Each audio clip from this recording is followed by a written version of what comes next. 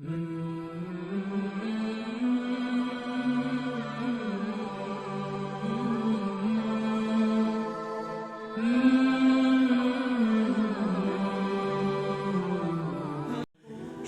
जिंदा हो तो आदमी हर वाक़े को अल्लाह की तरफ मंसूब करता है।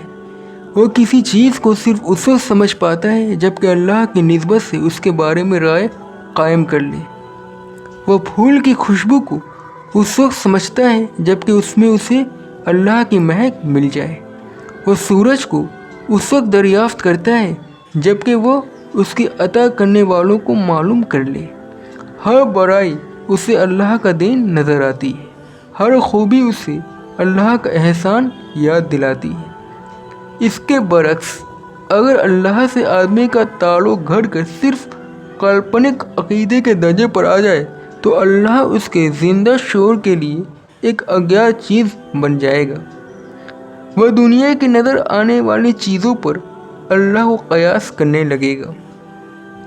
दूसरे किस्म के लोग तबई तौर पर खालिक को उन दुनियाई चीज़ों की नज़र से देखने लगते हैं जिन्हें वे जानते हैं। वे खालिक को मखलूक की सतह पर उतार लाते हैं। यही हाल यहूद और नसारा का अपने बिगाड़ के ज़माने में हुआ, जब अल्लाह ने उनके यहाँ काल्पनिक आस्था के खाने में चला गया। चुनांचे वे अपने नज़र आने वाले बड़ों और बुजुर्गों को वो दर्जा देने लगे जो दर्जा अल्लाह ताला को देना चाहिए। उन्होंने देखा कि यूनानी और रोमी कौमें सूरज को अल्लाह बनाकर उसके लिए बेड़ा फ़र्ज किए हुए हैं, तो उन्हें भी अपने बुजुर्गों के लिए यही सबसे ऊंचा लफ्ज़ नज़र आया। उन्होंने अपनी आसमानी किताबों में पिता और बेटा के अल्फाज की खुद साख्ता तशरीह करके अल्लाह को बाप और अपने पैगंबर को उसका बेटा कहना शुरू कर दिया। हालांकि अल्लाह सिर्फ एक ही है, वह हर मुशाबिहत से पाक है।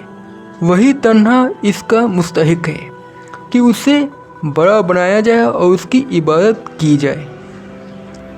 हुजूर के खिलाफ जाहिलियत करने वाले मुशरिकीन बनु इस्माइल भी हैं और अहले किताब बनु इसराइल भी, मगर दोनों के साथ अलग अलग मामला किया गया।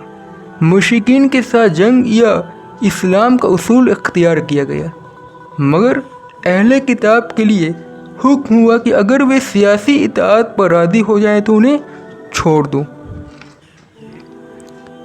इस फ़र्क की वजह यह है कि मुशरिकीन हुजूर के असलन मुखातब थे और अहले किताब। अल्लाह की सुन्नत यह है कि जिस कौम पर पैगंबर के ज़रिए बारिश दावत पहुँचाई जाती है उससे इत्माम हुज्जत के बाद ज़िंदगी का हक़ छीन लिया जाता है।